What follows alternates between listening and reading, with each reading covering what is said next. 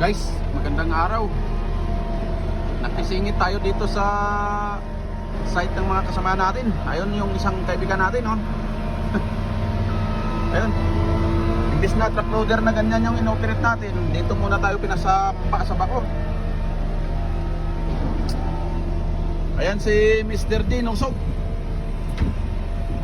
Shout out dyan sa mga Kapampangan, sabi niya. Ayun yung mga grupo rin ng kasama natin na iba doon, no? Naglalagay kami ng stormline. So parang nahiya tayo dito sa operator ng side down nila, pero wala tayong magawa, inutosan tayo. So ganyan lang, guys. Ano? So pabako-bako muna tayo ngayon. Excavator kumbaga kung tawagin nila.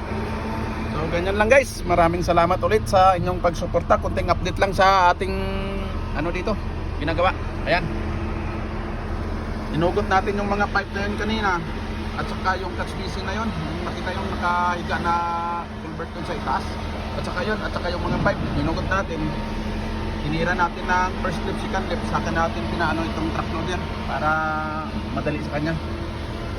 So ayan, medyo basa, nakita ninyo medyo dry yung pinagano natin. I-mix natin yan, guys. Hanggang dito na lang muna. Maraming salamat, thank you.